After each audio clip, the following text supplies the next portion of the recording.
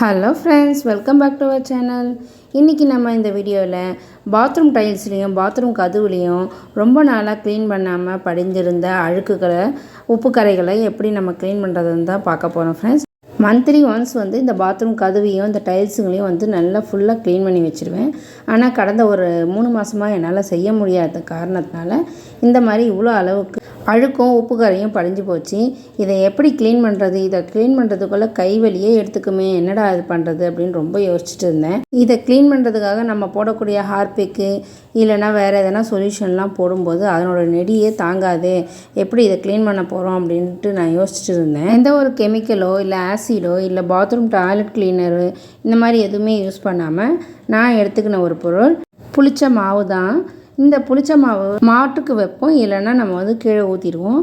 அப்படிப்பட்ட நம்ம கீழே ஊற்றக்கூடிய அளவுக்கு இருக்கிற அந்த புளிச்ச மாவை இந்த மாதிரி நம்ம பாத்ரூமில் இருக்கிற டைல்ஸில் இருக்கிற உப்பு கரை மேலே நம்ம தடவும் போது அதனுடைய கலரே கூட நம்மளுக்கு சேஞ்ச் ஆகும்.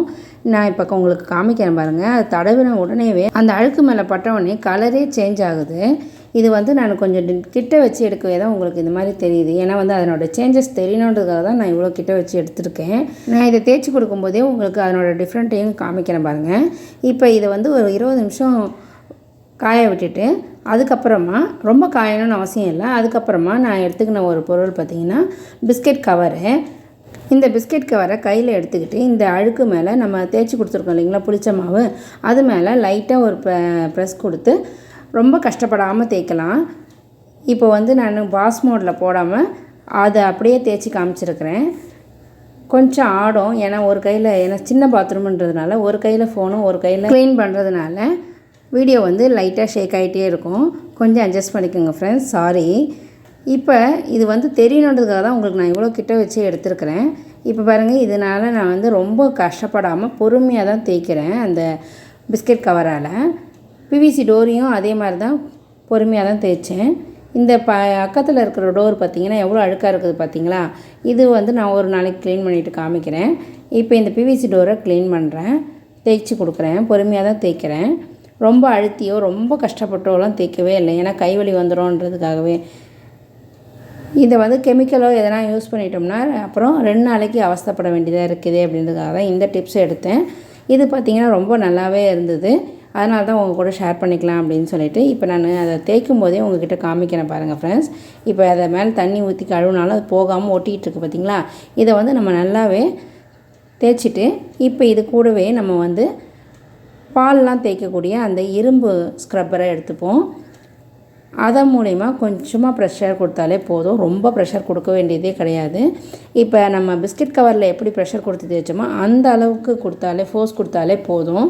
ரொம்ப கை வலிக்கெல்லாம் தேய்க்கவே வேண்டாம். ஏன்னா இத்தனை நாளாக நான் இந்த இது தெரியாமல் நல்லா அழுத்தி தேய்ச்சி கெமிக்கலும் சொல்யூஷனும் போட்டு தேய்ச்சி கைவலி வந்தது தான் மிச்சம் அப்படின்றதுக்காக இந்த டிப்ஸு ரொம்ப நல்லா இருந்துச்சுன்றதுக்காக தான் உங்கள் கூட ஷேர் பண்ணிக்கிறேன் ஃப்ரெண்ட்ஸ். இது இப்போ நல்லா தேய்ச்சி விட்டுட்டேன். இப்போ நான் கழுவிட்டு காமிக்கிறேன் பாருங்கள் எவ்வளோ அழகாக இருந்துச்சுன்னு சொல்லிட்டு. உங்களுக்கு நான் ஃபோட்டோ மூலிமா ஏற்கனவே முன்னாடியே நான் வீடியோவில் காமிச்சிருப்பேன், பிஃபோர் ஆஃப்டர்ன்ட்டு. இப்போ பாருங்கள் தண்ணி ஊற்றுறேன், எவ்வளோ அழகாக இருக்குது பாருங்களேன். இப்போ இதே மாதிரி அந்த பிவிசி டோர்லேயும் நம்ம தேய்க்க போகிறேன். நான் இந்த இரும்பு கம்பி வச்சு தான் தேய்ச்சேன். இதில் பார்த்திங்கன்னா கொஞ்சமாக இருந்த இடத்துலலாம் நல்லாவே விட்டு போச்சு. டோரும் அதே மாதிரி புதுசாக எப்படி போட்டோமோ அதே மாதிரி இருந்துச்சு. இந்த பிவிசி டோரோட அடிப்பகுதியில் அதிக அளவு உப்பு கரை படிஞ்சது இல்லைங்களா, அந்த இடத்துல மட்டும்தான் கழுவி காஞ்ச பிறகு லைட்டாக உப்பு பூத்த மாதிரி லைட்டாக தெரிஞ்சுது. ஆனாலும் நமக்கு அதை அடிக்கடி நம்ம தேய்ச்சி கழுவு அதுவும் சீக்கிரமே போயிடும். இனிமேல் இந்த மாதிரி கஷ்டப்படாமல் நம்ம செய்யலாம். பாருங்கள், தேய்க்கும் போதே அதனோட அழுக்கு நல்லா போயிடுச்சுன்றது நல்லா தெரியுது பாருங்கள்.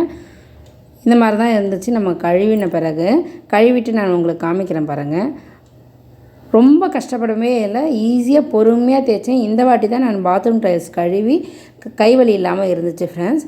அதனால தான் சரி இந்த டிப்ஸ் நல்லா இருக்கே அப்படின்னு உங்கள் கூட ஷேர் பண்ணிக்கலாம் அப்படின்னுக்காக ஷேர் பண்ணுறேன். ரொம்ப அருமையான டிப்ஸ் ஃப்ரெண்ட்ஸ். நீங்களும் இதை யூஸ் பண்ணி பாருங்கள். எந்த வித சொல்யூஷன் பயமோ, சொல்யூஷனால் ஏற்படக்கூடிய நெடி இதெல்லாம் எந்த இதுவும் இல்லாமல் நம்ம வீட்டில் இருக்கிற அந்த புளிச்ச மாவு ஒன்றே ரொம்ப எஃபெக்டிவாக இருக்குது ஃப்ரெண்ட்ஸ். புளிச்ச மாவை என்ன பண்ணுறது அப்படின்னு சொல்லிட்டு யோசிக்காமல் இந்த மாதிரி நம்ம வந்து உப்பு கரை படிஞ்ச இடத்துல இதை வந்து நம்ம சிங்க்கு மேலேயும் அதே மாதிரி கிச்சன் மேடையில் ஸ்டவ்வுக்கு பின்னாடி இருக்கிற டைல்ஸையும் கூட இதே மாதிரியே நம்ம க்ளீன் பண்ணலாம் ஃப்ரெண்ட்ஸ். இப்போ பாருங்கள், நல்லா தண்ணி ஊற்றி கழுவிட்ட பிறகு எவ்வளோ அழகாக இருக்குதுன்ட்டு. ஆரம்பத்தில் நீங்களே பார்த்துருப்பீங்க எவ்வளோ அளவு உப்பு கரையும் அழுக்கும் படிஞ்சிருந்ததுன்னு சொல்லிட்டு. இப்போ நல்லா தண்ணி ஊற்றி கழுவின பிறகு எப்படி இருக்குதுன்றதை நீங்களே பாருங்கள் ஃப்ரெண்ட்ஸ். இனிமேல் அதிக செலவு பண்ணாமல் ஈஸியான முறையில் நம்ம பாத்ரூம் டைல்ஸை க்ளீன் பண்ணிடலாம் ஃப்ரெண்ட்ஸ். மாதத்துக்கு ஒரு முறை இது மாதிரி பண்ணாலே போதும் ஃப்ரெண்ட்ஸ். எப்படி இருக்குது பார்த்தீங்களா? பிஃபோர் ஆஃப்டர் உங்களுக்கு நான் காமிக்கிறேன். இந்த வீடியோ உங்களுக்கு பிடிச்சிருக்குன்னு நினைக்கிறேன். பிடிச்சிருந்தா ஒரு லைக் போடுங்க. உங்கள் ஃபேமிலி யாருக்காவது யூஸ் ஆகும் அப்படின்னா ஷேர் பண்ணி விடுங்க. மறக்காமல் சப்ஸ்கிரைப் பண்ணிவிட்டு பெல் ஆப்ஷனில் ஆல் கொடுத்துக்கோங்க. அப்போ தான் நாங்கள் போடுற எல்லா வீடியோஸும் உங்களுக்கு நோட்டிஃபிகேஷன் வரும் ஃப்ரெண்ட்ஸ்.